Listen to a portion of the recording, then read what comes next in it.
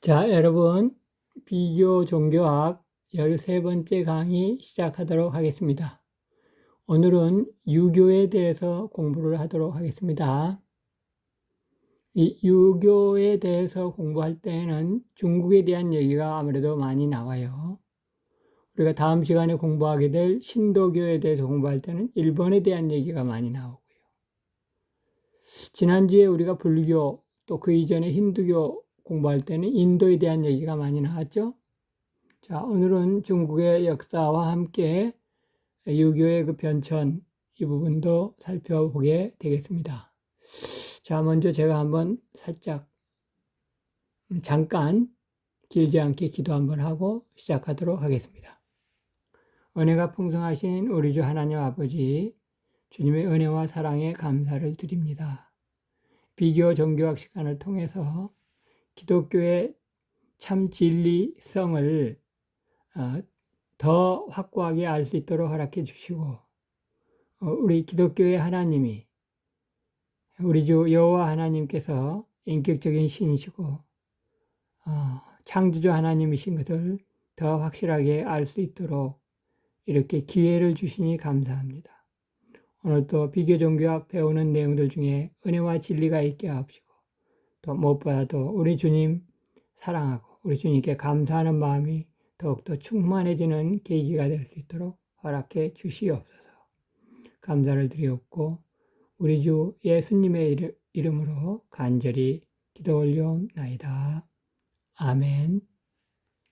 자, 유교가 어떻게 종교라고 말할 수 있느냐? 유교에는 내세 개념이 약하고 또 초월적인 그 신에 대한 그 믿음이 없는데 어떻게 종교라고 말할 수 있느냐? 라고 하는 질문에 대해서 그 해답 비슷한 것을 주는 것이 첫 번째 문단의 내용입니다. 유교가 왜 종교인가?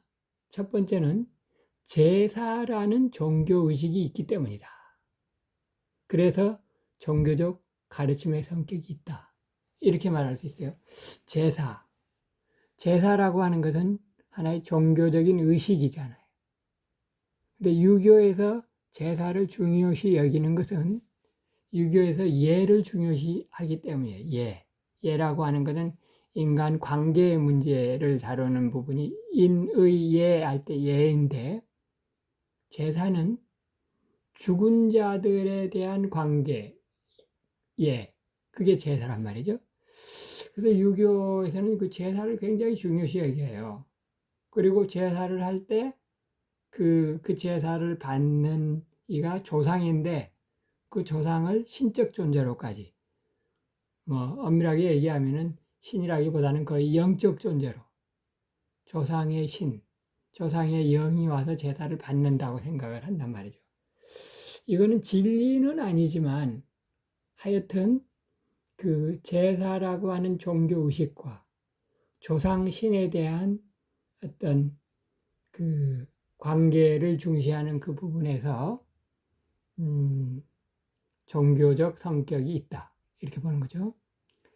또 두 번째 이유는 유교를 종교로 칠 수 있는 두 번째 이유는 그 초월적 원리인 하늘을 초월적인 원리로 보고 또 심지어 인격적인 원리로 보기도 해요. 그러니까 가령 이 유교의 창시자인 공자가 자기가 하늘로부터 사명을 받았다. 어떤 사명? 주나라, 여기 두 번째 문단에 있죠. 가로로 한번 보실까요? 공자는 말이죠. 주나라 문화를 복원해야 한다는 사명을 하늘로부터 받았다. 그러니까 하늘로부터 받았으니까 자기는 이 사명을 완수할 수밖에 없는 거고 또 이길 수밖에 없는 거라고 이거를 꼭 감당해야 한다는 그 사명을 받았단 말이에요. 그러니까 그만큼 하늘을 초월적인 존재이면서 인격적인 존재로까지 치는 그 사상. 그뿐만 이제 천뿐만이 아니라 태극, 이런 것들에다가 초월적 원리를 부여하는 이 부분이 종교적 성격이 있다. 이렇게 얘기를 할 수가 있겠습니다. 자, 그래서 두 번째 문단에 보면 공자에게 하늘은 사명을 제시해주는 초월적 근거였다. 아까 공자가 주나라 문화를 복원하리라는 사명을 받았다고 했는데, 주나라고 하는 것은 잠시 후에 이제 PPT 몇 개를 뒤에 보면은 중국의 역사 얘기가 나오는데, 주나라는 그 중국의 고대 역사, 그러니까 춘추 전국 시대 이전의 중국을 통일했던 나라예요. 그래서 이제 그 춘추 전국 시대 이전에 그 상당히 그 덕을 실현했던 주나라 또는 그 이전의 가르침을 그 시대에 복원해야 된다라고 하는 그 사명을 실행하면서 이제 살았고 또 가르침을 베풀었던 거죠. 자, 제사는 유교식의 영생법이에요. 기독교 요한복음에서 얘기하는 영생하고는 그 질이 다르지만, 격이 다르지만, 그래서 절대적인 그 영생을 얘기할 수는 없고 상대적인 영생이죠. 자기 자신이 영원히 사는 것이 아니라 자식을 통해서 영원히 사는 거니까 상대적인 거죠. 그리고 자식이 없는 경우에는 영생을 못 하잖아요. 그 간접적인 영생, 상대적인 영생도 못 한단 말이죠. 그렇긴 하지만 어쨌든 그 유교식의 영생법, 간접적인 영생법이 제사인데, 자식을 통해 살아있다는 것을 확인하려는 종교행위. 제사는 종교가 제공할 수 있는 인간의 두 가지 공적 문제에 대한 해결책을 약간 제공한다. 완벽하게 제공하지는 못하지만 약간 부분적으로 그냥 만져준다. 그게 이제 그 방법이 제사라는 말이죠. 인간의 두 가지 궁극적 문제는 뭐냐면, 하나는 생, 또 하나는 사예요. 살고 죽는 문제, 거기에 대한 궁극적인 의미와 죽음의 그 극복 방법을 제사를 통해서 간접적으로, 그래도 본격적으로는 아니지만 간접적으로 해결받는다. 그래서 유교에서는 제사를 굉장히 중요시해요. 그리고 우리 기독교에서 조상 제사를 기독교가 맨 처음 전래됐을 때 조상에게 제사를 안 지내고 신에게 제사 지낸다라고 하니까 그렇게 불같이 놓였던 거죠. 제사의 종교적 성격을 보십시다. 구조. 제사의 구조는 조상신을 섬겨요. 그 조상신을 섬기는 것은 그 기독교에서 또는 이슬람교에서 초월적 존재를 모시던 그 신의 존재가 조상신으로 조상신이 말하자면 초월적인 신에 대해서는 그 얘기를 못하면서 하여튼 그 모양이 바뀌어져 있는 거예요. 그러면 기독교나 이슬람교 일반 종교에서 얘기하는 사제 계급은 없지만 그 역할을 제사 의식을 지낼 때 그 가장 주체가 가장이에요. 가장이 그러니까 이 유교적 정신을 가진 우리나라 또 중국에서는 이게 장손을 굉장히 중요시 여기죠. 장손이 그 제사를 드려줄 사람이니까 장손이 나중에 이제 가장이 되고 제사 지낼 때 제주가 되는 거예요. 그러니까 사제 개념은 본격적인 사제 개념은 없지만 그 역할을 그렇게 가장이 하는 거죠.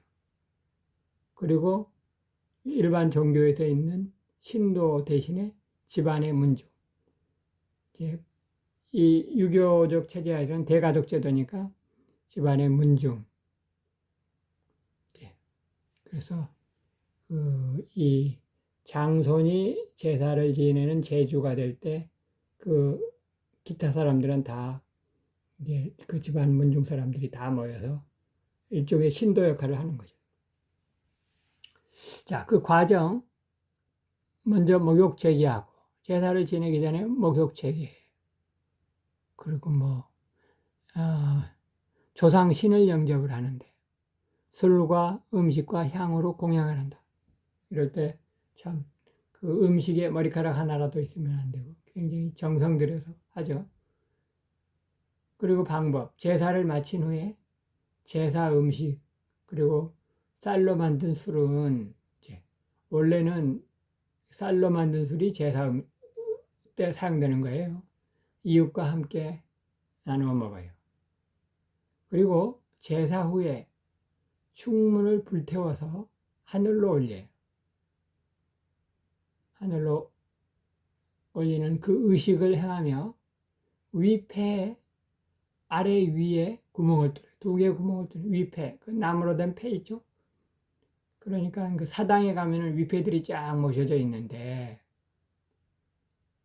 한 나라의 사당, 또 한 가문의 사당, 그럼 거기에는 이제 위패들이 있는데 거기에 위아래 두 개의 구멍을 뚫어서 거기에 조상의 영이 드나든다고 하는 상징적 의미를 부여하는 구멍을 뚫어요. 자, 유자, 유학, 유가, 유교. 이제 유라고 할 때 유는 선비유예요. 사회에 필요한 인재. 인간을 이상세계로 지도하는 지도자. 그것이 유예요. 선비예요. 그리고 그런 사람을 가리켜서 유자 그래요. 유자. 유자라고 하는 것은 유계에 통달하고 하늘에 제사하는 의식을 주재한 고대 사제 계층이에요. 그러니까 단지 그 집안의 그 가장 정도만이 아니라 한 국가의 가령 비가 오도록 한다든가 어떤 중요한 일에 하늘에 제사하는 그 의식이 있을 때 그것을 주재한 그 계층이 유자인데 이들은 다 식자 계급, 학자 계급이고 말하자면 이들을 이 유자들을 고대 사제 계층이다 이렇게 말할 수 있어요. 그리고 이제 그 대표적인 사람이 삼국지에 나오는 제갈공명이죠. 제갈공명은 삼국지 위, 오, 촉 세 나라가 싸울 때 그 촉나라의 유비가 모셔왔던 세 번이나 찾아가서 모셔왔던 결국은 이제 유자 그룹인데 고대 사제 계층, 식자 계층인데 제갈공명이 적벽대전에서 불화살이 성공하도록 하기 위해서 바람의 방향을 바꿨어요. 상대방 진영이 불화살을 쏘려고 하는데 바람이 오히려 이쪽으로 부는 거예요. 그때 신에게 제사해서 그 결과 바람의 방향을 바꾸게 해가지고 결국 불화살이 상대방 진영에 꽂혀가지고 결국 전쟁에서 대승을 거둔 그것이 삼국지에 나오는 거지. 적벽대전인데 그때 제갈공명이 신에게 제사해서 바람의 방향을 바꾼 그 일이 결국 그가 고대 사제계층이었고 그래서 그가 유자, 지금 여기에서 얘기하는 유자 그룹, 제갈공명이 거기에 해당한다 라고 하는 것을 예로 들 수 있겠어요. 참고로 제갈공명은 AD 2세기 말 또는 3세기 초, 3세기 말 그때가 이제 삼국지를 배경으로 하는 때가 그때니까요. 네, 그렇습니다. 그때 이미 그러니까 유자 계급이 있었다 이렇게 설명할 수 있는 거죠.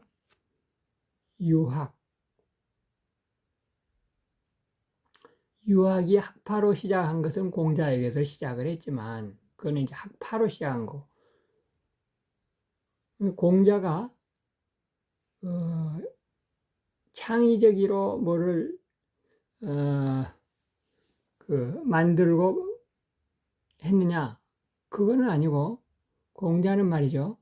원시 종교 사상을 인문주의적 사상으로 완성해서 육아학파를 성립시켰는데, 그 내용은 공자 자신의 창의적인 것이 아니라 그 이전부터 내려온 복희씨, 요순 같은 선왕의 도가 아주 오래전에 기원 전 1000년 그 이상, 기원 전인데 1000년, 2000년 이 무렵에 고대 중국에 있었던 선왕의 도, 그들의 가르침을 체계화하고 합리화한 사람이 공자이고, 그걸 학파로 시작한 것이, 그래서 이제 유학이 생긴 거예요. 유가는 유학학파를 유가라고 얘기하는데, 교육을 출발점으로 하고 그 기착점은 이상적 통치이다.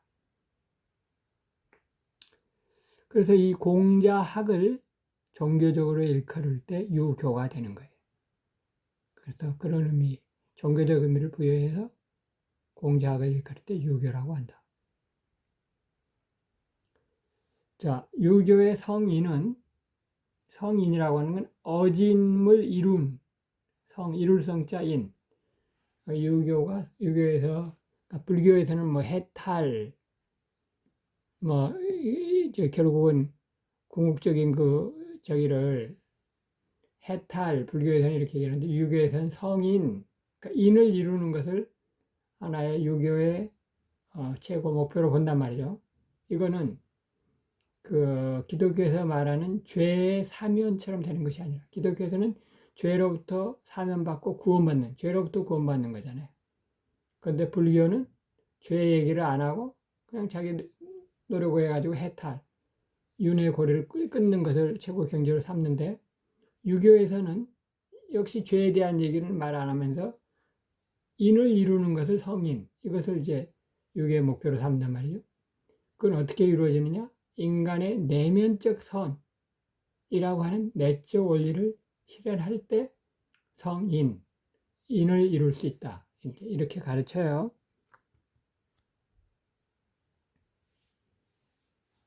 자, 유교의 역사적 고찰. 그래서 이제 중국,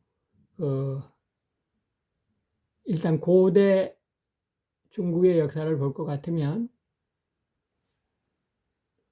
여기 두 번째 문장부터 먼저 보시죠. 고대 해가지고 두 번째 줄에 보시면 왕국시대 이전에 어진 임금들이 있던 때가 요와 순이에요. 그리고 이제 왕국시대가 펼쳐질 때 최초의 3왕국, 하, 상, 주, 그들의 그 조상들을 숭배했어요. 이것이 유교의 하나의 시작이라고 볼 수 있어요. 그러니까 공자가 유교라고 하는 가르침을 체계적으로 이루기 이전에, 아직 왕국 시대가 있기 이전에 어진 임금들이 있었는데, 그 임금들을 요임금, 순임금 그래요. 그게 기원전 24세기, 23세기, 기원전 2400년, 2300년, 굉장히 오래된 얘기인데, 그리고 나서 이제 그로부터 또 한 몇백 년이 지나가면 왕국이 생겨요. 왕국. 하나라, 상나라, 주나라, 이 순서대로. 하나라에 대한 역사적인 실질적인 어떤 그 자료는 거의 없다 그래요. 상나라, 주나라에 대한 자료는 중국에 있는 것으로 아는데, 그 주나라의 설립자들이 그 조상들을 숭배하던 것이 유교의 뿌리란 말이죠. 자, 하나라 뒤에 상나라가 있었고 그 뒤에 주나라가 있었는데, 상나라 같은 경우가 기원전 1766년이에요. 부터 1222년. 그리고 그로부터도 몇백 년 전인 요와 순, 그때부터 이미 조상들을 숭배하는 정신이 있었단 말이죠. 그게 이제 하여튼 유교로 이제 발전을 하는데, 유교의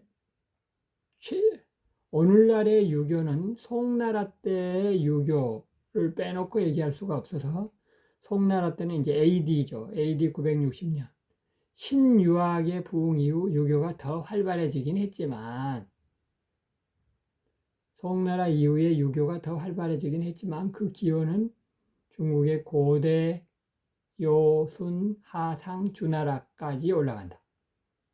그래서 최고 신인 천, 지상 최고 통치자인 천자 개념은 주나라가 상나라를 정복한 시기, 그때 유입된 것으로 본다. 기원전 1122년. 천명사상은 요임금, 순임금, 하나라, 상나라 때부터 쭉 있어 오다가 주나라 이후 수세기 동안 중국의 정치 이념이 되었고 유교 정치 사상의 중심이었다. 이제 이때로 돌아가자라고 하는 것이 이제 뭐 이때로 돌아가자라기보다는 그 이때 그 강력했던 통일왕국의 시대를 이제 흠모하면서 이제 자기들이 정통이라고 주장하는 시대가 이제 춘추 전국 시대인데, 이 춘추 전국 시대라고 하는 것은 그 주나라가 말이죠. 그러니까 하상 주나라 중에서 이 주나라가 수도를 동쪽 낙양으로 옮기게 되는 때가 있습니다. 그건 왜 옮겼냐면 북방민족의 침입으로 기원전 771년에. 그래서 주나라가 수도를 동쪽으로 옮길 때 중원이 비게 되니까 그 중원, 중국의 그 가운데 부분이 봉건 제후들의 손으로 넘어갔어요. 여러 제후들이. 그래서 그들이 각기 자기가 주왕가의 후손이라고 주장하면서 저 동쪽에 있는 그 주나라의 그 왕이 있는데 그 왕의 그 후손이 자기라고 주장하면서 서로 싸우는 시대. 그때가 춘추 전국 시대예요.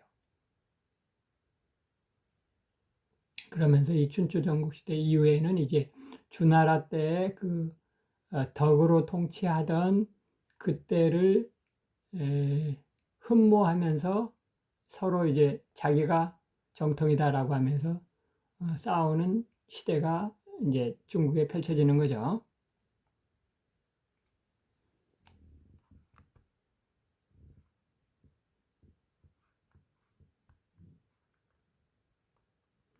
일단 여기까지 하고 우리 다음 시간에 계속 하도록 하십시다.